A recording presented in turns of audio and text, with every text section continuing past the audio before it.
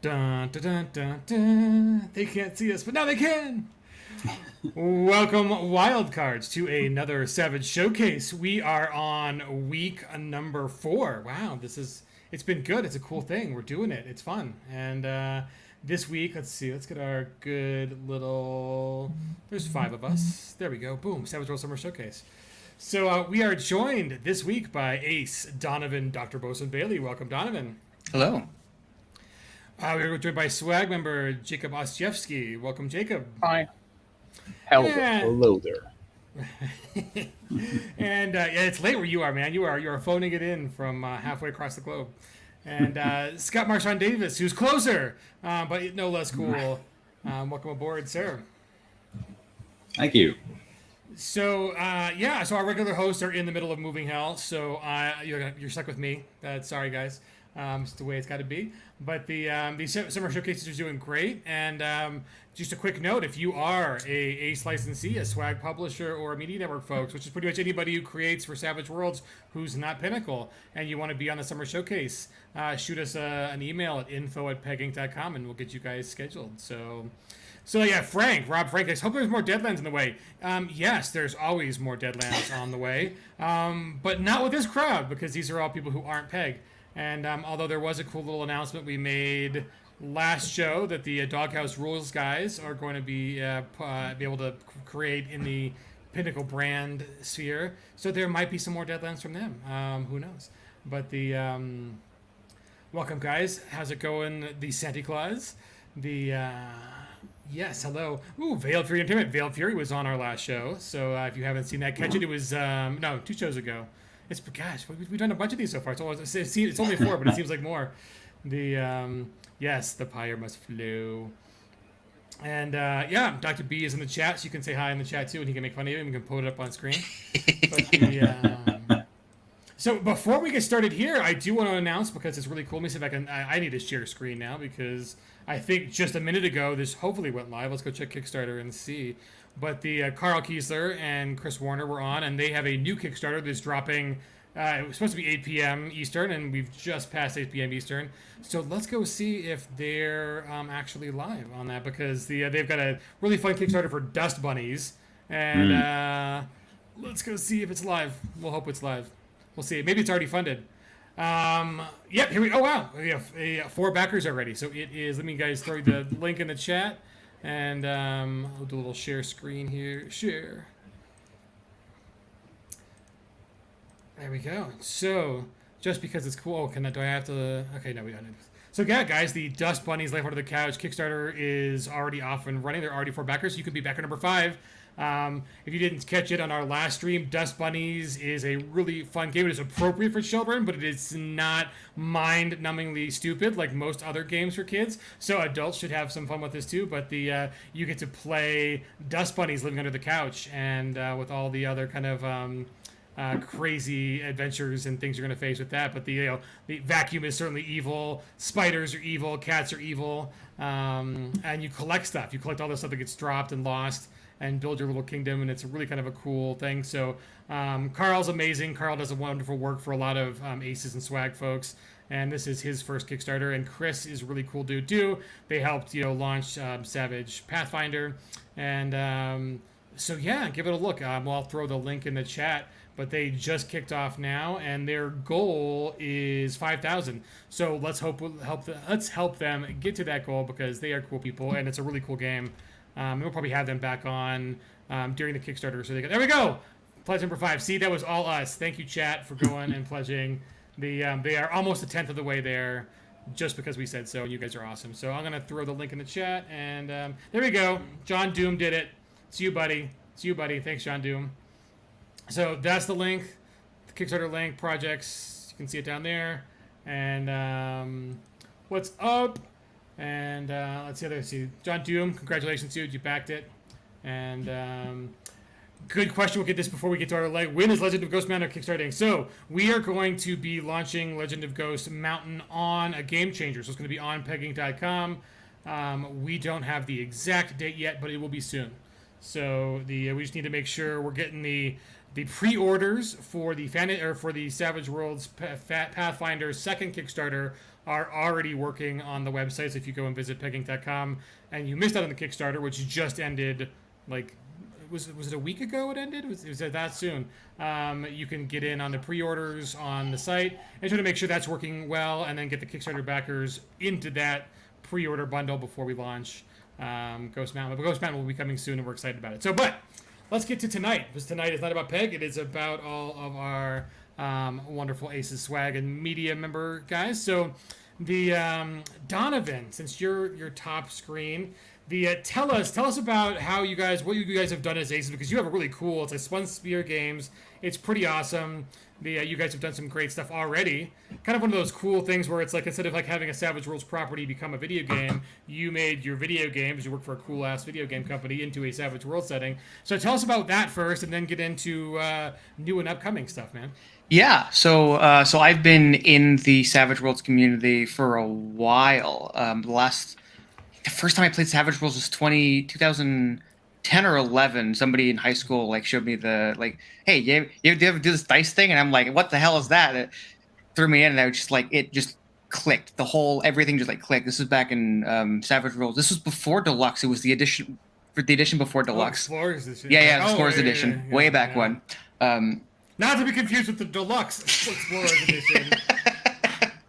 So yes. I just dived into that, and over the last few years, 2014, I did a blog called Savage Everything, which did what it did on the tin, and they kind of built up some clout there. I currently run the Savage Worlds Discord server, and completely unrelated to Savage You Worlds. are Dr. Boson on there, if people don't already know. And totally separate from all the Savage Worlds stuff, I'm working with a company, Some Spear Games. We're putting together a real-time strategy game in the same like spiritual realm of like StarCraft, Warcraft 3, and just like making games. And I'm a huge Savage Worlds nerd. So at some point last year, I think, our creative director reached out to me and was like, "Hey, we could like do a thing to deliver some of the lore that we've been working on in a little like package." And I was like, that's a great idea. So we put out a 30-page little RPG one-shot, kind of delving into the beginning of or some of like the low-level lore around the humans who are fighting the Angelic Empire on one of our primary planets, and the kind of the politics between like the three major nations in that region. What Pyre is in the gates of Pyre. What are the gates? What is Pyre? Just kind of going through that stuff and giving people the opportunity to explore all of that creative space on the ground, doing the RPG thing, coming up with crazy characters, which is something that you don't really get as much of an opportunity to when you're doing like a StarCraft style story where it's big factions and big armies kind of clashing. So after we did this, we did a stream where I ran the 2-shot on stream. It was a lot of fun, and the folks over in marketing were like, "That was really cool. Can you do another one?" And I'm like, "I like Savage Worlds," and they threw into an upcoming setting, which we're looking to launch over next month, including an additional one-shot to go along with it, set on the other primary planet in the setting, totally shifting gears away from humans and like rune magic, diesel punk, angel stuff into blood cultist plant people called the Aru. Ooh, blood cultist plant people. That almost sounds like a random name generator for an adventure. Like column A, blood. Column 2, cultist. Column 3, plant. Column 4, people. But it sounds amazing. So yes, so much fun. And I won't. I'll give some time to breathe before I dive into the lore on that. But this is going to be coming very soon, and I've been the current manuscript is sitting at like 80 pages because I can't stop. And I'm very excited to jump into it. That's fantastic. So here's, are you designing in layout, like in InDesign, or are you just writing like manuscript in like a Word document process? I'm hitting the manuscript in Google Docs just because what I've done as a fan for it's just my comfort zone. But we've got the last one I did the layout myself because it was a much smaller project. But this time around, we have a wonderful new person coming on named Courtney, who is a wonderful layout artist, and she's going to be taking care of the layout stuff. I believe layout is starting, either starting or started a couple days ago. Very excited. Oh, fantastic! So yeah, so it's kind of a surprise. Like, so what if you're not designing and not writing in InDesign or in a layout program? You don't really know how many pages that book's going to be. Like you've written 80 pages in a Google Doc, it might be already at 120 some pages in layout. So yeah, that's fantastic. I'm excited. I'm excited. So let's see. Do you have any of the video from the actual game you guys created? I know we're putting you on the spot here. Yeah, let me see if I can. I will pass the screen off to somebody else while I grab some footage because Cool. I know I do and I don't know where it is. Let me grab some. Sweet. So we'll circle back around, man. So let's do Mr. Donovan because you've got a share screen ready. So let's see. Let's add you up here. So, Mr. Donovan, what do you got you about? You're not only a Media Network person, you're also an A's licensee. So feel free to talk about all the crazy stuff that you're doing, man. Sure.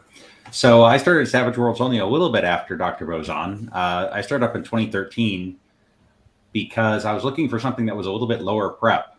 I have that pesky problem of job, life, wife, kids, interfering with my gaming hobby. I think that was unacceptable. That was directed at me, wasn't it? I was like, oh, the guy's got too much time again. Was looking for something that was a little faster to prep. So jumped into Savage Worlds in part because of its reputation for low prep, which it lives up to, and in part because Pinnacle had grabbed a setting that I had loved from way back in the day, which was Space 1889. Yeah. And so the first game that I ran was the Red Sands campaign for Space 1889. Oh, that's awesome. Having run a couple of the Pinnacle campaigns and a couple other ones, I decided to start striking out on my own. And after running what came off as a pretty successful campaign for my group, looking at the licensing for Pinnacle, I said, hey, this isn't that tough. Maybe I can take a stab at this. So the first licensed product we came out with was Children of the Apocalypse. Kickstarted that, didn't fund, learned a lot from it, published it anyway, because really I was kickstarting it primarily for the art. And Children of the Apocalypse, I call a post-apocalyptic setting, where it's not right after the apocalypse, it's 500 to 1,000 years after the apocalypse. And it's set, although you don't have to tell your players this, so spoilers, it's set in our world after an apocalypse that left multiple races of humanity and magic available, and some of the magic is based on cobbling together things from ancient technology. So if you find a Nerf gun, you can turn that into a bolt or a blast power using Tinker Magery. They also have more conventional Magery because I really wanted it to be a kitchen sink setting where you can throw anything in the Fantasy Companion, anything in the core book in there and run psionics or miracles, whatever kind of magic you want to run. The campaign itself takes you through a plot point that eventually ends up with you throwing down with the gods. So it goes from 0 to legendary over the course of the plot point campaign. And then taking the lessons learned from that one, the second Kickstarter, which did fund, was Legion of Liberty, Superheroes of 1776, which is exactly what it says on the tin. It lets you play people like possibly my favorite player-generated character you're looking at right now, Jacoby Barnes, the Boston Lobster Man. Jacoby Barnes here has the armor power for his lobster scale. He has the natural weapons edge, which is something I added for Legion of Liberty for his claws. Of course, environmental protection so he can breathe underwater, and edges that make him pretty much a melee beast. So Jacoby Barnes was a lot of fun to have in the party. He would just dive in and start mixing it up. And the other edge that he had, which was also unique to Legion of Liberty, is longevity. So not a power gamer edge by any stretch, but it was something I added for flavor. And he said, hey, lobsters can basically live forever. So I want this guy to be able to live to be 500 years old. It's fantastic. Well, right. Well, the one thing is he does have a weakness to rubber bands and melted butter. Oh, now I'm hungry. So the plot point campaign there takes you through the Revolutionary War, except I twisted the history in a couple of different ways. The first was a hometown shout out. I live in Salem, Massachusetts, and a not well-known historical fact is that the Revolutionary War almost started in Salem 2 months before Concord and Lexington. And it's an absurd, almost Python-esque story of a British officer who was sent to Salem to confiscate the cannon from the local militia, and he was ordered to search both North and South Salem. So he arrived in South Salem, the militia was drawn up to oppose him, and he said, "My orders say I have to go to North Salem, so I'm going to go through you guys by force if I have to." A couple of shots were fired on each side, and then one of the local pastors intervened, and he negotiated a truce where Colonel Leslie, the British commander, was allowed to march over the bridge to North Salem, 40 paces into North Salem, and then turn around and go home. This is locally known as Leslie's Retreat. There's a park named after it. So in my version of history, Paul Revere, the Silver Speedster, the fastest man alive, runs to Salem to warn them of the approaching British, and the battle does ensue.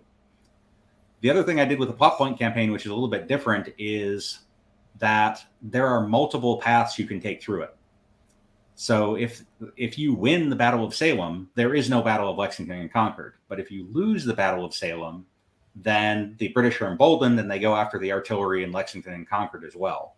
So there are different paths you can run through there and end up eventually winning the war, but not necessarily the same way it happened historically. The claws are transforming, so he got them through the sleeves before they occurred. Nice. He's all the time. He's claws out, suns out, claws out. But he can shift. So when he activates his armor power, that's how he gets his claws as well. Okay, cool. That's awesome. The I really like it. One. It's a very Savage Worlds thing, right? Because it's like, can you create this in Savage Worlds? Answer: yes. Absolutely. Like, two, it's got that pulpy fun aspect. It's got the alt historical fiction aspect of it. Like, it really kind of hits all the cylinders. Magnus, you gotta change powers, man. Change powers. But yeah, it hits all the notes for like what a really cool Savage World setting is, and I mean, it's one that, like, Peg hasn't touched, right? Like we haven't done, historical superheroes. So, yeah, boom, it's a different one. Done. Scott claimed that one. That's awesome. Yep. Couple things in process now. There were some people who commented, "Hey, how come we have to play the insurrectionists?" So I am working on another plot point campaign for Legion of Liberty called Greycoats. The Greycoats are the British Royal Superhuman Regiment. They're the major antagonists, or one of the major antagonists in Legion of Liberty. And so Greycoats takes a group of British superhumans through the Napoleonic Wars, specifically the Peninsular Campaign all the way through to Waterloo. Oh, that's fantastic.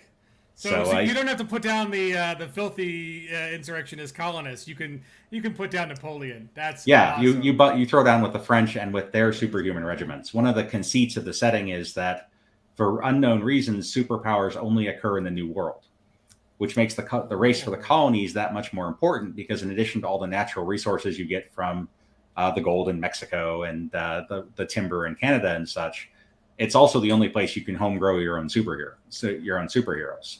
Oh, that's a cool bit of lore. I dig it. I dig it. So tell us that you not only have an Ace in that Cat is published, you've also got a media property. So tell us about the Happy Monster Cast. Yep. So the Happy Monster Cast started in 2019. Is really based on the fact that I was having a grand old time running games online with some of my friends, some of whom date back 20, 25 years. Others more recent. Running Savage Worlds, we just finished up an ETU campaign with those guys, and I said, these guys are a lot of fun. I think I want to record them and share them with everybody. So we started out as an audio-only podcast. The first campaign we ran was Rifts. It was a custom Rifts campaign, which I'm really glad that nobody from Disney is listening, because they probably would have sued me. Because we really stomped on a lot of their properties in the course of that campaign. And then did a couple miscellaneous things, and then we just wrapped up running the entire Legion of Liberty campaign. Not every path, obviously, but the specific path that they end up on based on the actions they took. And we just started running a follow-on. Shout out to Eric Lamoureux and Just Insert Imagination. When they did their Wise Guys crossover, we did a shared Jumpstart type adventure for Wise Guys and Legion of Liberty called Bootleggers of 7092. That's awesome. It's set in the Whiskey Rebellion. So you have a bunch of disgruntled ex-colonial army superhumans who got thrown out for various reasons, weren't the right color, didn't have the right parentage, wrong gender, etc. And they've decided to thumb their nose at Hamilton by running backcountry moonshine into Philadelphia in defiance of the whiskey taxes. Oh, that's great. So we're going to see if I can pull this off here and give you a little clip from that. Let's see if this works. So give me a second to pull that up. But the setting here is it's the initial encounter of this adventure, and the players are in a chase. They are evading some revenuers, and let me zoom ahead here. Hopefully you're getting audio and everything on that, but I want to get to a specific spot here. Ooh, is that there we Foundry? go. Yes, pretty Foundry. Yep. So I started out running in Roll20 for a while, but cut over to Foundry before I started doing video, and very happy with it. I really like the Pinnacle module and the ability to customize and tailor it to do all kinds of things. So as you can obviously see here, we are in a chase. One of our heroes, Luke Davison, who is a fire blaster, is in the process of bennying his blast, because you can see his roll there was really bad. And then we're going to get some real excitement from one of my favorite characters, played by my friend Frank, Horace Stretch Clare, whose powers are probably obvious, and you'll get to see some creative activity in a chase with using superpowers. Give any of that, because that's sad. I don't know. I can't. It was a 2. It was a 2. Okay. Yeah, it's like getting a little bit of a lag on my. I'll go ahead and Benny it. The Benny gone for me as well. Let me zoom forward a little bit here. I want to get the stretch. There we go. Nice. Cool. Okay, thanks. I'm just going to put them down as shaken for the moment. Okay, next up is Stretch. You're also on the horse. Okay, quick question. Yes. Is the goal of this for one of us to get to the end, or is the goal of us for the carriage to get to the end? The goal is for the carriage to get to the end and none of you to be captured. Because otherwise you lose all the booze. And Gideon will not be a happy godfather if you lose all the booze. Okay, but the booze is on the carriage. Yes. Okay. So where am I in terms of shaken revenuers? They are on the opposite side of the carriage from you. So there are 2 unshaken revenuers near you. Of course, you could ride around the carriage easily and take on the shaken revenuers. And there's one guy still on the carriage? Yes. The guy in uniform is still on the carriage. Okay, I think I'm going to ride around next to a driver? He's on the roof. take on the... Sorry. Okay. So you're going to ride around and take on who? The shaken revenuers. Okay. And how would you like to do that?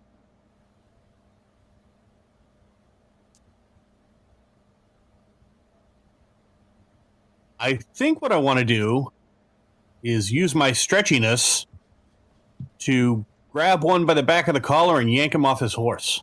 Okay, that's a multi-action, but you have an excellent chance of pulling it off. So first off, I would like you to make your stretch roll at -2.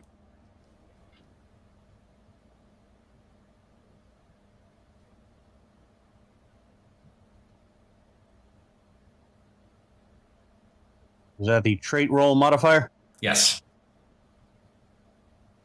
Oh, I'm learning. Oh my goodness. Look at those exploding dice. All right, you are hella stretchy. Boom, boom, boom. Now I would like you to make cardio this morning. Now I would like you to make an athletics roll. Also at -2. Yeah, we've got to hook him up with a slide whistle sound every time he stretches.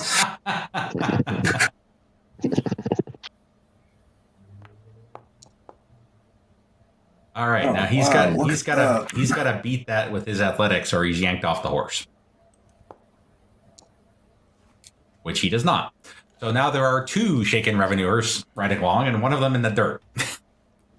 Bye Nice. bye. So I'll give you a little flavor of what a typical session for us looks like. We put that out on YouTube for the video portion. I also edit it down for some of the pauses and put it out as an audio podcast as well, which you can find on most of your standard podcast platforms: Apple, Google, Stitcher, Spotify, and all that good stuff. Awesome, and that's the Happy Monster podcast. That is the Happy Monster Cast. Nice, love it. The right. Watching a stream with a stream, we are doing Inception. We okay, are. so someone needs to create Inception. Like, I have an idea for Inception for Savage Worlds. I'm calling it Recursion, but I'm like, why hasn't anyone else done this already? Like, I want to play it, not really write it, and it's like a quarter written. But I'm like, come on, guys! Like, someone needs to. It's like the whole concept is totally an RPG. It's an RPG where you get to do whatever genre you want on what level you're at. Like, it's like you can just switch genres mid game, and like it's all there. Someone needs to do it. So. And Savage Worlds is the perfect platform for it, right? because you're not pinned down to a particular genre with your character creation. Exactly. You can just grab like one of your other Savage Worlds books and be like, okay, level 2 is, it's fantasy. Oh, it's steampunk. Like, I did run something like that at one point. It wasn't Inception, but I did a Savage version of the Eclipse phase setting, which is tough. The whole resleeving into different bodies thing that they borrowed from Altered Carbon is tricky to do mechanically. But the conceit here was that the players were playing themselves and didn't realize that they were uploaded consciousnesses. So we ran through several different Savage settings where they were trying to find keys that would eventually allow them to break out of the system and become embodied and go into the main game. That was a lot of fun. That sounds fantastic. The Manuel mentioned, like, I don't want to play it, I just want to write is like 90% of every RPG ever. It's like, it's true. I mean, like, writing's fun and all, but oh my god, it's like, I want to play this. So speaking of writing and playing, Jacob, sir, you have a brand new offering that is a sequel. So not quite Inception, but even better. It's like there's another one. So give us a taste of what is coming with Mermaid of Warsaw, and then tell us a little bit about the prequel, the Dragon of Krakow. Sir. Well, you can taste it yourself because I've made it what you want, so anyone can check it at any given moment. It's a short sailing adventure on the River Wisła, which is the main spine of Poland, which is the main river. Let me just try and share it. I think you can do it. Can I do it? No. Okay. I can pull up a window too. Is it? Okay, there we go. Okay. Boom, done. Nice. Yeah. There it is. Yeah. So, Mermaid of Warsaw is a sequel to The Dragon of Krakow, which was an investigative adventure in medieval Krakow. While Mermaid goes out of the city, it goes to the river. It's all about sailing and exploring the environs, but it also drops by to the River Wisła. It's about a Polish legend that's about a mermaid guarding the capital of Poland, Warsaw. But it's also set in Polish Renaissance, which is, we jump forward almost 200 years. So not only people wear different funny clothes, but also they have a new outlook on life. There's changes in religion, changes in society, and it's actually quite interesting. And I thought it's pretty niche, especially for Westerners, for English-speaking people. So yeah, I realized that basically nobody would buy it, so they decided to make it free. Yeah, and so it's a good strategy. Yeah, well, I mean, it's set in fairly obscure time, fairly obscure period. So if it's just a couple of decades before the Commonwealth was formed. Yeah, so, but it's also interesting. It's I hoped it would feature Copernicus in the plot of the adventure, but sadly, didn't manage to squeeze him in, but it doesn't matter that he isn't mentioned. There are some opportunities to fight, opportunities to sail on the river, opportunities to fight the fanatical inquisitors, and there is also the previous adventure had a big section on on the history on and how to gamify it. So how to use some rules about languages, about historical monies. So it's also here. It's also half of the book. It's just obscure historical trivia that all geeks can talk about. And so there's an NPC section, and there's also pre-generated characters in the end. There's Copernicus, looking smart, so there's a couple of regions that if you're not familiar with Europe, you can pick up a foreign character and just be foreign at people. So if you're interested, you can try it out. You can try out the Dragon of Krakow also for free. They will stay and pay what you want. I'm not sure if I'm planning any next adventures in this series at the moment. Maybe one about Kiev, maybe one about Cossacks, which is also quite interesting. There's also another product I want to talk about, which is not exactly Swag, which is an Ace product from Grammel, which I also work with, which is Tales of Mythics. Legally, I cannot say it's He-Man, but it's He-Man. Oh, that's awesome. Yeah. You discount yourself. So you already got a fan in the chat who is like they want to like slide into your DMs and ask you all the questions about your homegrown setting. So yeah, Grammel, like if you guys, Grammel does great stuff, like the Beasts and Barbarians and my favorite Nemesis. And you worked on Nemesis, right?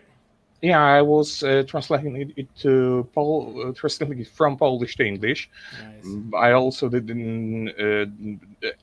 a couple of rules on spaceship design, about cyborgs, but it's mostly by Andrzej Stój, which is a great designer and a great person.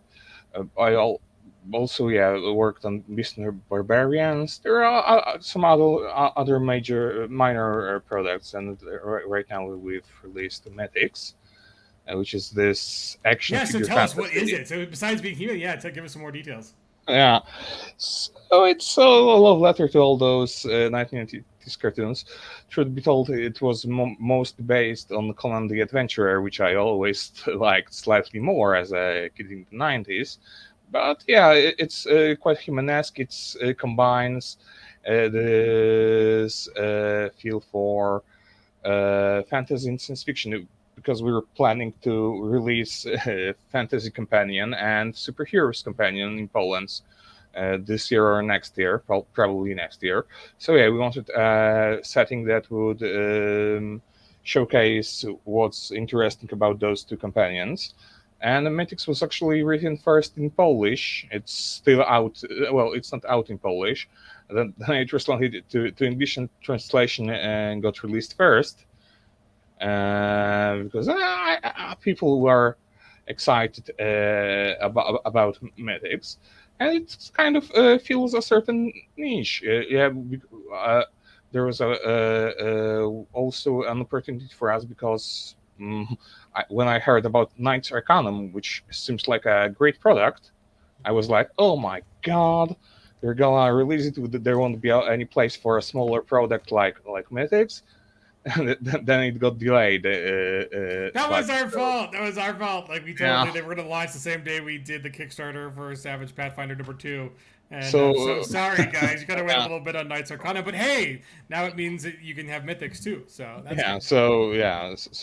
I tried to just, but I think it's about this kind of Knights Arcana is like a high profile thing that's similar, but we are more like a garage band version of the same. But there's a lot of this 80s nostalgia, but it's not just a rehash of those old ideas. We are also inspired by newer series like the new CGI series on Netflix, and Arcane, is that the one? No, the He-Man, the Masters of the Universe. Oh, I think. the He-Man one. Yeah, okay, nice. Yeah, it's likely to say, and of course the excellent Shira. In fact, people like Mythics enough; it sells reasonably well. So I think there will be a companion that will be called Warrior Princesses of Mythics. That will be there. Will also be some magical girls vibes, some squad of female warriors that will use superhero rules more heavily. Mythics uses some of the preview versions of rules from Fantasy Companion. Let me see. Oh yeah. This is I'm plugging my own product in the middle of my own different product. Hey, we have plug exception now too.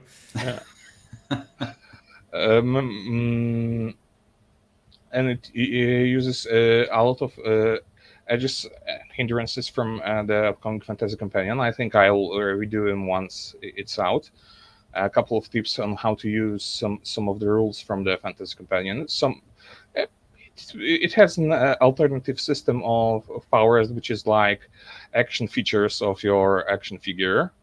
There's some vibe of kid playing with figures in here. But it's more or less the standard 90s cartoons fare, which there is an evil villain that wants to rule the world and destroy it eventually, and you're the brave heroes that are supposed to stop it. And initially, I thought it could be a part of the extended universe of Toy Troopers, which is something similar to Dust Bunnies. You play as toy soldiers in the real world, and the action figures that were mentioned in Toy Troopers would be the heroes of Mythics. But I'll change this because I think that the player characters should be the real stars of the cartoon show you make. Well, that's true. It is like the one hard thing about nostalgia, right? Is like designing a game that hits the nostalgia notes, but that the characters get to be the heroes, because it's tempting to be like, oh, you guys are going to be like, it's kind of why Indiana Jones is a really hard property, right? It's like, well, who gets to play Indy? And then who does everybody else play? So yeah, it's kind of one of those ones where like, yes, Savage Worlds does pulp amazingly, but it's like, would we ever pay for like an Indiana Jones license? Because it's like that's a tricky game. I mean, maybe it can't be done, but I don't think the first iteration back in the day, I think TSR did one. I don't think that one was successful. But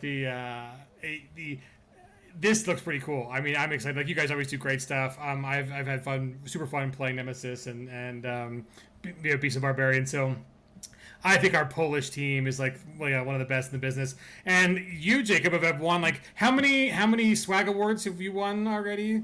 We've definitely thrown some your way. I think that I had a nomination for Beast Folk Menagerie, which is a companion for all the fairies out there, all the fans of. Well, there's also like 5 or 6 Beast Folk races in Mythics, which is fully compatible with the products. There are also men have beasts here. There's also a Monster Smash, which was also a product for anthropomorphic monsters, like in the it's like Beetlejuice or Beetleborgs. A lot of beetle-related properties. You're not the only one who loves beetles. One of our friends who's over in Asia right now has got growing beetles in his apartment. And, yeah.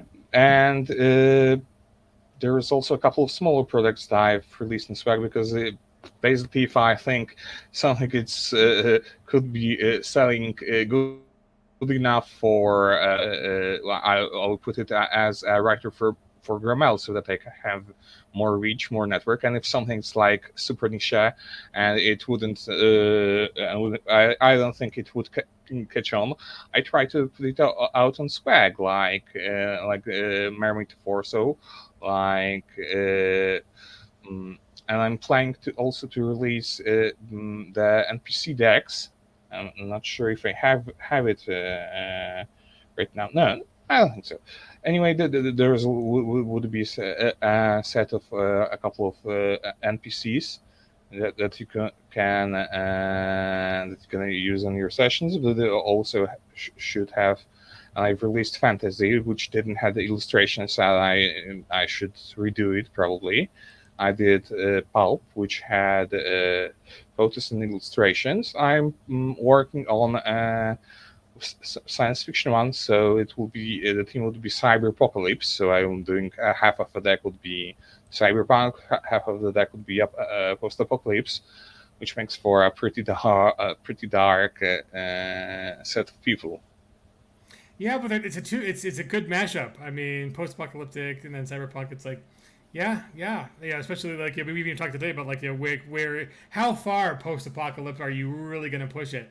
And so I mean that's a great segue back into Donovan. Donovan's queued up a really cool video. It looks like. Let me see if we can edit this or even play it. So Donovan, give some context on this. Yeah, so we released this for the OTK Expo about a month or so ago, and well.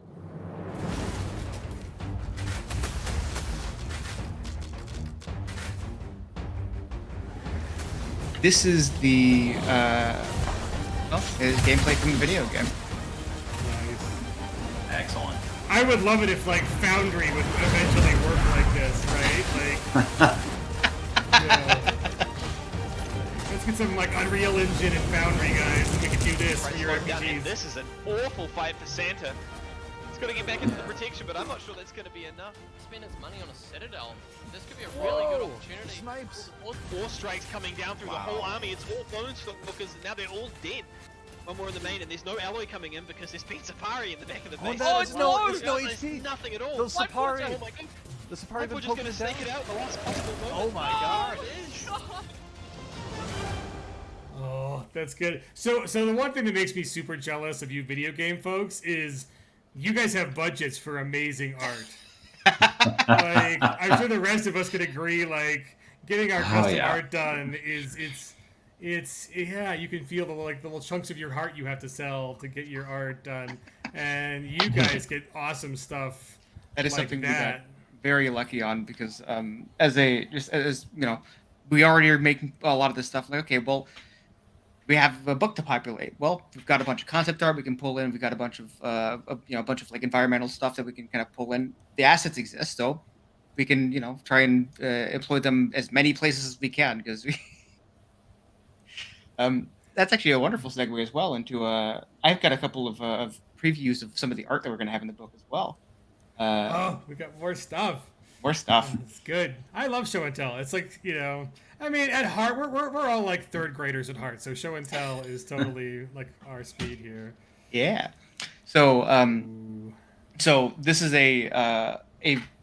it's turning into a very large product. It's probably looking to be 3-ish times bigger than the last one. So we've got items, we've got creatures. So in here we've got a couple of examples of we've got an axe here that belongs to the QR civilization, which is a Big John in the chat who did much of the art for this book. Thank you very much, Big John.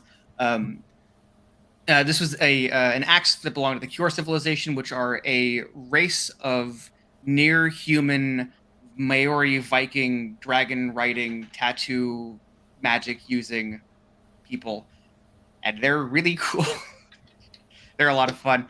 But the rest of these weapons are built into the more common species in the game called the Aru.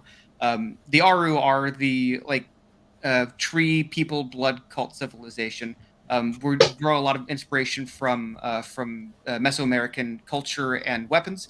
One of the things that they use are macuito, which are from I believe the Aztec Empire, circa 13, somewhere between 13 and 1500. The interesting thing for the Aru is that macuito they're very, very good for during a fight, making sure you can blood an opponent, and they do blood sacrifices, so that's pretty cool. But the Aru themselves are covered in wood and bark, so the actual against other Aru, Makuidal aren't that good. There's an entire they have a special like martial art that's built around trying to grapple somebody and then using your Makuidal to like get under their like bone like wood plates and try and fight like that. And over here we've got a the one of the miracle substances of the setting called blood amber. Blood amber is a substance that is gifted by the blood god Luculathon and bequeathed upon Aru who are worthy. Anybody playing an Aru in the game will have the opportunity to take an edge to be granted gifts by Luculathon, including weapons made out of blood amber. And when blood amber weapons are blooded, they cause a wound, or they cause, or you can like voluntarily like bleed yourself. It'll soak in the blood and basically glow white hot and start doing extra AP and bonus damages on raises. Cool. Oh, that is choice. So tell us, like, what are the challenges of when you've started with like a video game property and then bringing that into an RPG game? Ooh. Because I think you're unique, right? Because it's like, I think other times that's been done, the people working on both are entirely different people with an entirely different like views on the world, and they can talk to each other, but like you actually are actively involved in both. So yeah, I'd like to hear just like what your thoughts are on that. Yeah, like looking back, I remember when I was first getting into the RPG space, I was like, oh man, I like Diablo. Is there like a thing? Oh, this is from the 90s. Wow, this is old. It's not really a thing people do anymore, One of the things that we set out to do when we started putting together the setting and the IP is, okay, we want to be able to use this setting and build it big, build it like so that we can fill it into all of these different genres and different ways to like jump into the game and experience it from different levels. So we've started this project with the expectation of using the world in these kinds of ways in RPGs, and maybe like down the line we get like successful or whatever, we can do like roguelikes and like more like dip into other video games as well. As far as adapting, this is actually something I specialize in. One of the things that I did way back when Savage Everything was taking existing stuff and trying to figure out, okay, this is what this looks like on screen or in the books or whatever. How do I adapt this into mechanics? And that's something I have a very specific intuition for over the course of the last, like 8 years. Oh no, it's been a while. Probably the hardest thing is making sure that there is a parity between mechanics that feel iconic to a particular like faction or race or whatever, but without actually replicating those specific mechanics, because we don't have health points. Or as an example, in the video game, the Aru faction all have a substance called Overgrowth, which kind of acts like shields. They have a very small pool. They can go down. If you pull them back, then they recharge very, very quickly and let them jump back into the action. And the idea is, okay, well, they have these like fungal colonies that are like acting as padding on their overgrowth on their bodies to help against harm. And if you're on this other, like if you're on certain territory, then it becomes stronger. So what we adapted that into is a special ability called Overgrowth, where if you're in contact with the root way, if you're in friendly territory, you get a free reroll on soak rolls. Ooh. I think natural healing as well. So stuff like that is taking like, this is a thing that exists in the world. What does this look like narratively, and how do we adapt it so that it feels very similar? It's still very skirmish focused, still very much like about making sure that something that would kill you doesn't kill you, without turning it into like shields or armor or something like that. That's fantastic. No, that's great. Is there a preview link for the new stuff? Like when is it coming? What's your timeline for the actual like the game and then the book and give us the deets. You guys can anybody in the chat or watching the VOD can head over to our Discord, which hopefully there's a link that is going into the chat somewhere. Yes, I will throw that up. Thank you very much. Go into the Discord. Myself and a lot of the other devs are active, and we love answering questions about the world or the video game. I don't have a timeline on the video game. We're currently in alpha, and as soon as we meet all of the things, the requirements, we will be moving into a closed beta followed by an open beta. But there are other ways to gain alpha access and start playing the game theoretically right now. That's awesome. That's the worst question as a developer, because I know it's like the one question people want to know, but you're we're building hype right now, folks. We need to build hype before we give you the stuff. And they're like, when's it coming? It's like soon. So.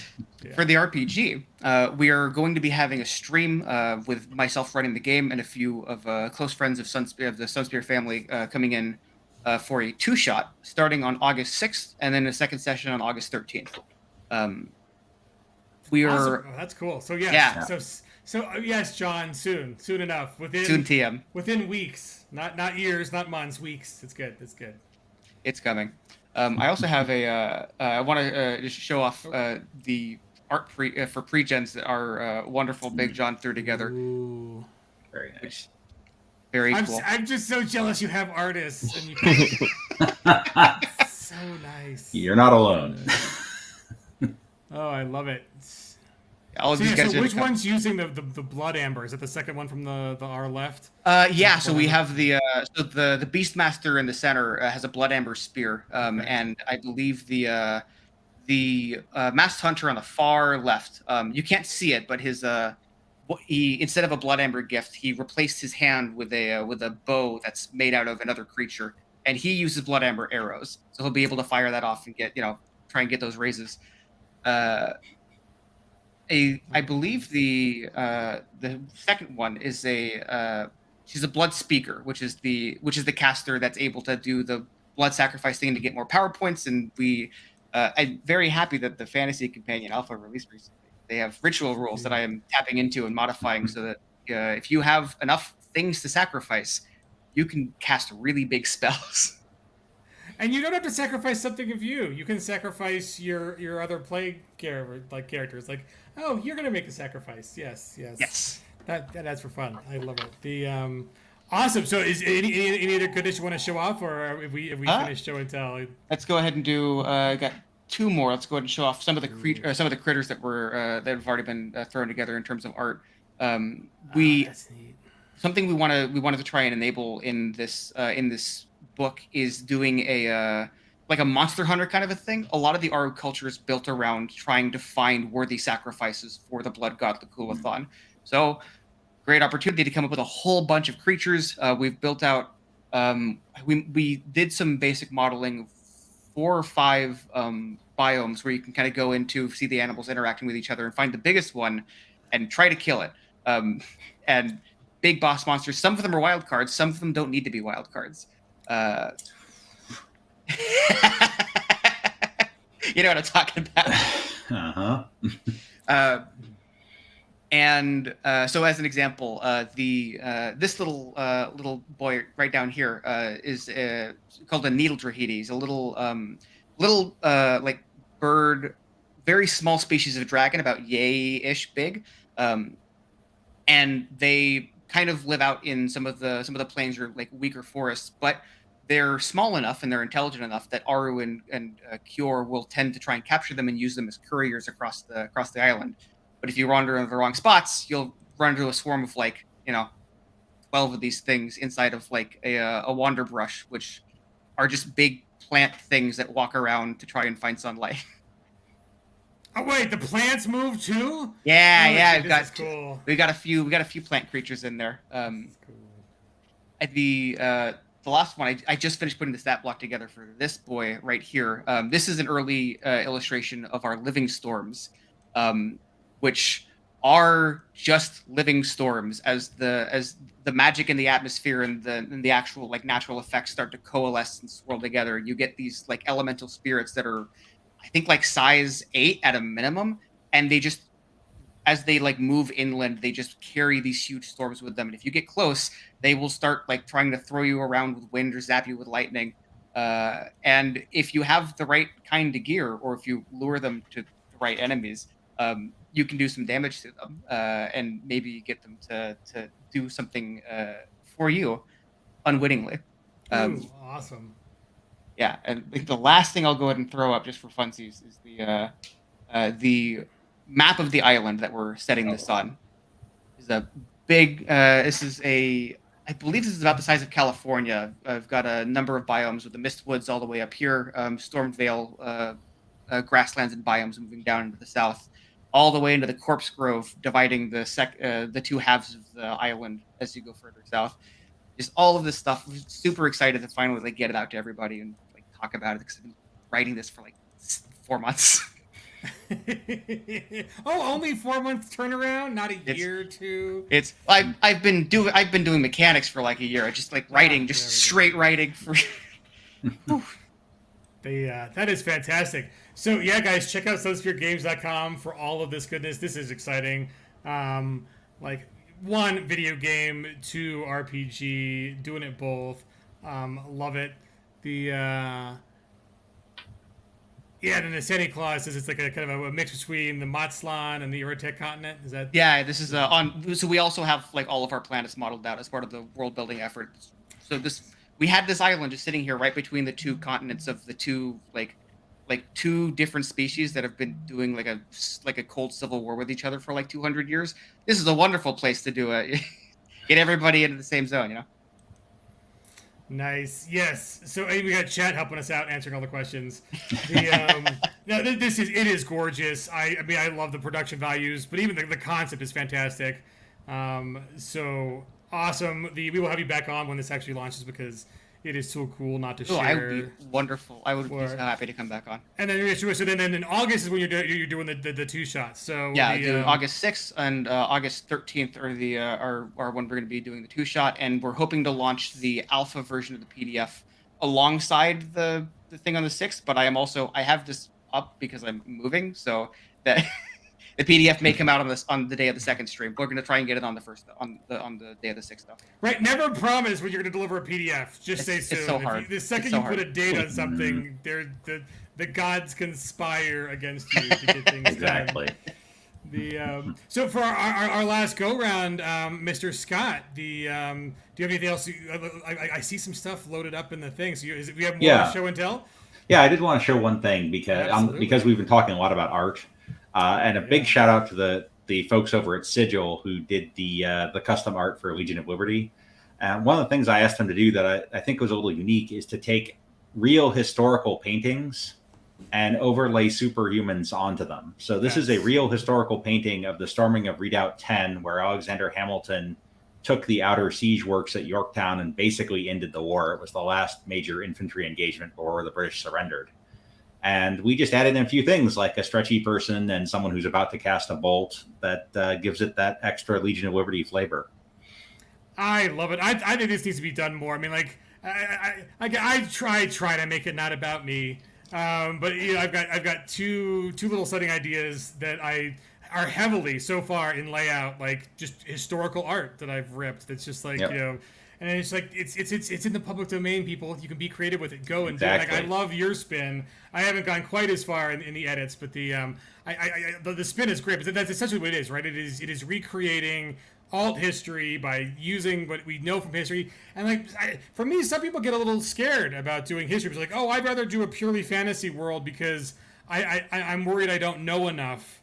And then you could just read the fantasy world, but it's like it's actually the other way around. Like you've actually absorbed more about real history, which makes it more approachable than I mean, where would one go to be like, I need to learn the Forgotten Realms in a week? Good luck, right? 45 books, but there's Wikipedia, there's books. I mean, anyways, it's I love it. But so keep on keeping on with the art, man. I mean, this is the way of getting cool ideas that still play amazing at the table when you don't have an in-house artist that you can badger for hey, I need a creature. So you probably recognize this one too. Yeah, I want to do something really iconic. There is a catch though with history because there are some minefields here and there. With the Revolutionary War, you've got black slavery, particularly in the South, but also in the North at that time. You've got indigenous peoples that were mostly on the side of the British because they correctly thought the colonists were not really going to respect their treaties and were going to keep pushing west. So we touched on some of those themes in some of the adventures. We have one where the heroes are negotiating with some of the Iroquois tribes, trying to convince them to at least stay neutral, if not come over to the colonial side. It's more of a social conflict adventure. And we also have a jailbreak of a superpowered enslaved African from a slave auction in Charleston, which touches on how do you deal with that? Because if you've got a superpowered slave, how do you keep them enslaved? Well, the answer is you do what they really did, which is you leverage their family. Ooh. So in order to break the guy out, he says, "Yeah, I'll come with you and fight for the revolution, but you got to get my family out too." See, and like I gaming is a medium that I think it's mature enough now that you can have difficult questions like that Right. and work them out of the table in interesting and empowering ways for both the player at the table and their character. So I love that you're not shying away from that, because there's lots of strategies on how to deal with problematic history. I like the one that gives the most, as long as you're playing in good faith, right? And this is just Exactly. about choosing who you play with and making sure that up front you're good with communication and you keep that going. Those make for more interesting, more compelling, more lifelong stories that you want to remember and go back to than I think some strategies which try to either pretend it's not there or remove elements just so they don't have to deal with Right. them. Because then it's, I don't know, it's not a coward's way out, it's a way out that never really gets it doesn't produce anything new and interesting and therapeutic about being the alt part of alt history and being able to make it alt. You don't have to. Yep. You're not reenacting. You get to create within these spaces. So I think you've done a great job of it. And yes, as everyone said, the art is spot on. Like, I love this because it's like it's one iconic. So instantly what this is doing, but then you see the changes and you're like, oh wait, it's different. Yep. Right. And so that's just. Yeah, and I have to update Manu in the chat. I went ahead and updated. There is a free supplement. So Legion of Liberty is designed to run with no power points, standard powers. I did update it to the new superpowers companion. It didn't take much. So if you want to run it with superpowers instead, there is an adapter, a free adapter that you can grab to tell you how to run it with the superpowers companion rather than with straight no power points. Wow, that is awesome. I think the sub theme of thanks to Manu for doing the original one. So Veiled Fury Entertainment, collaborative project there, much appreciated, and just had to tweak it a little bit to bring it up to date. Yeah, speaking of collaborative, I just want Donovan to share all of his art team with the rest of us. That's what I'm in. I'm 100% in on that. But no, so like one of the things I noticed, like, it's kind of a subtext, like, for the show today is that, one, the amount of collaboration that goes on, and then all the channels you guys can do that with, between Aces and media and swag, and then just the folks and their properties, and but also just kind of the spirit of one or two, how fast you guys have taken the new material that Peg has published and updated all your stuff with it, which is like. We feel bad that you have to do that, because it's like, no one wants to be like, I put out a Wuxia setting the week before you did the fantasy the martial arts companion. Like, no one wants to be that person, right? It's like, oh no. And but I admit you did really swayed in the middle of Legion of Liberty's design phase, so that was a little bit challenging, but we got through it. Right. And we did Buccaneer like just before Swade, so it's like, wait a minute, you did all the chases. Oh, okay, yeah. So for the final show and tell, Jacob, anything else you want to show us before we're done for the day?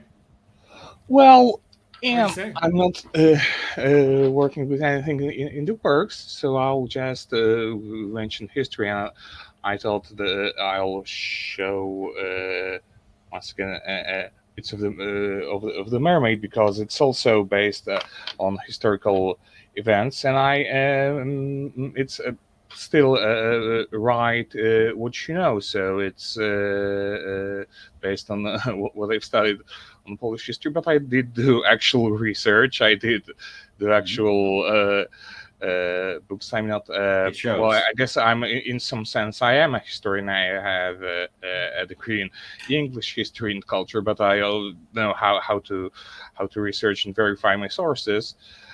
So yeah, that was a significant amount. So there's some hunting of witches. There's some mentions of religion and heresy, and I think that there are some divides which are still present within society. And I've tried my best to add a disclaimer to all the yeah.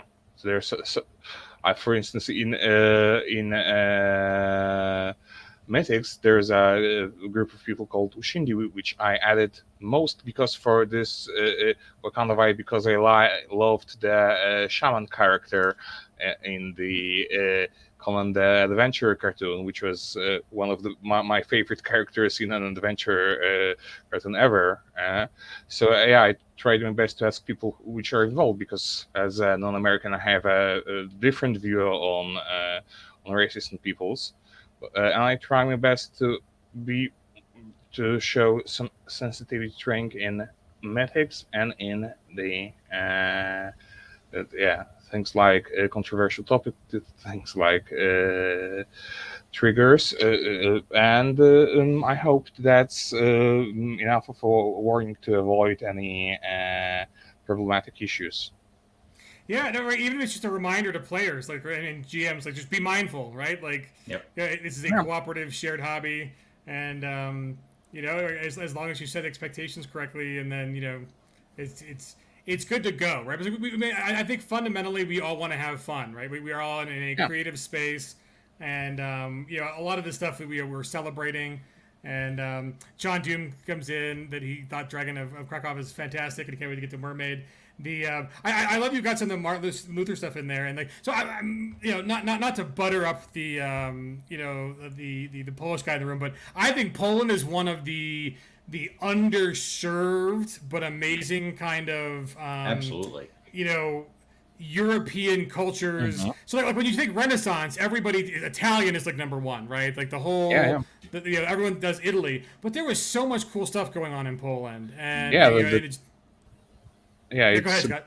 A lot of people forget that the area that's called Eastern Europe also had its own Reformation centuries before Martin Luther got around. Like there's a section of Jan Hus, which is a Czech forerunner of Reformation, and so it's not just. Also, we have mentioned that, for instance, the Prussia, which was part of Poland, let's just say, was the major center of Reformation. Albert Hohenzollern, founder of Prussia. Ooh, there's a typo here. Oh, there we go. Version 2 coming tomorrow. Now that we found a typo. Anyway, Hohenzollern. So there's a lot of things that are still relevant today, and a lot of things like Copernicus. We wouldn't have the technologies we use without him. So a lot of ideas come from here. I hope to promote it. Yeah, there are people who are writing about their own experiences, their own customs. So I hope to write what I know and write about what I've learned, and to showcase some of my own nation's history to other people. See, and that's fantastic. I mean, it just brings authenticity to it, and it's rich. It's just in the style of the storytelling, and also just kind of the stories that are there to be told. A lot of us have gotten a lot of the German and the English because that's kind of the way the fairy tales kind of came to us. The Brothers Grimm and that kind of stuff. But yeah, these other countries, there's also just this rich culture and history, and I point of privilege. I love history, not formally trained, but like doing like prospective family genealogy, I actually found out that potentially one of my ancestors was actually at the deathbed of Martin Luther, because Martin Luther died in this little German town, and like had no idea, but it turned out so Luther is obviously not Catholic, and the Landauers were Catholic for as long as we can find.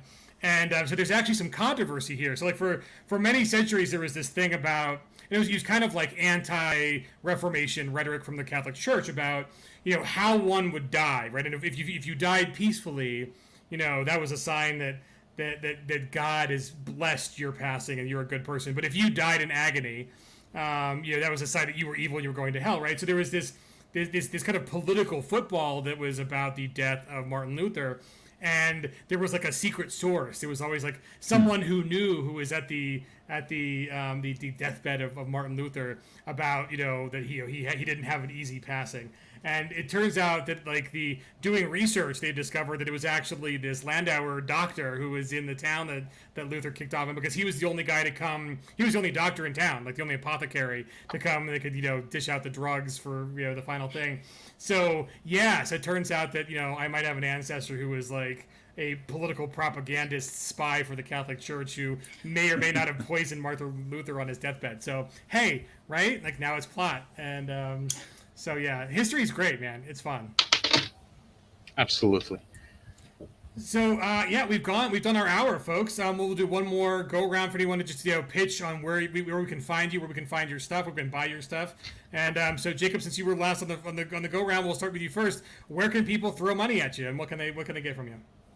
Well, you can check out my stuff on Squag. You can check out Gremel Facebook profile, which is mostly in Polish these days, but we try to once in a while put some English information out there. There's also my Facebook profile, just me writing games. Yeah. Check out Gremel once in a while, or we will post stuff on the official Facebook group on Pinnacle's site. Perfect. Good enough, sir. And then Scott, where can folks find you? Our main website is happymonsterpress.com. If you want to follow the podcast, I post a blog post for each of the YouTube posts, but you can also find the podcast as the Happy Monster Cast pretty much anywhere that podcasts are found. You can also find me as Happy Monster Press on Twitter, Facebook, and MeWe. Nice. Well, and I'm known to hang out in the unofficial Discord as well. Right, and that's a perfect segue to Mr. Ace, the Dr. Boson. Where can we find you, and where can we throw money at the stuff that you're doing for us? Yeah, so you can find all of our stuff at sunspiritgames.com, as well as if you have a Discord and you use it, swing over to our Discord channel, which should be, I believe there's a link right at the top of our website. I'm always in there. I also, I'm in the Savage Worlds Discord server, so the unofficial Savage Worlds. So give me a poke, give me a ping if you ever have any questions, or I like talking mechanics. It's fun. Awesome. Well, we appreciate all the work you guys do, making Savage Worlds a inclusive, open, growing, diverse, and most importantly, fast, furious, and fun community. It's really like the support you guys have shown to Pinnacle by just creating awesome things that we don't have time to create. Is just amazing, and that's I think it's the biggest cool thing that we do. I think other publishers have fan stuff, but I mean you guys are really a huge part of what we do, just because of all the love and the testing you guys put in. Like when Scott looks at the new supers and it's like, wait a minute, this isn't going to work for my setting. Feedback, right? That's feedback that makes the Superpowers Companion better. And then just seeing the the historical cool setting stuff that Jacob's done. It's like, yeah, man, we need to work in this quality of reference into stuff like Deadlands Dark Ages, which is upcoming. And then Donovan, man, the art gorgeous, the game super fun, but also just the work you put in the Discord. That is community building that we don't have to do. I mean, it's more authentic. It's more real that way. It's also an alternative to the official Pinnacle stuff. We have the Facebook group and all the other channels, but the fact that the unofficial Discord, it runs as well as it does is in no small part to you and the mods. So thank you guys for all of the creativity. It is really awesome what you guys are doing with the community, and the community loves you back. So and even Manuel, who stayed up super late to watch, it was super fun. Right, and there is totally a crab holding the panel up. See, there's crab. Oh, just back to crabs. Right, it is. I mean, isn't it true that nature has evolved and devolved and revolved crabs dozens and dozens of times? Crabs everywhere. So and Mr. Sequoia, right? Sequoia, buddy, when you're coming to Colorado, yes, let's meet up, buddy. I think we'll go out to lunch and have some fun and talk everything. The Sequoia is awesome. He's got this setting called The Edge, which I keep pushing him to publish. And it is awesome. So guys, Savage World Summer Showcase, we're going to do these every Thursday, same bat time, same bat place, 8 p.m. Eastern US time, and we're going to do all through the summer, and then even longer if you guys keep showing up. So if you are an Ace, a Swag member, or a Media Network person who've created something and you want to come on and pitch it, shoot us an email at info@pegging.com and we'll get you on the lineup.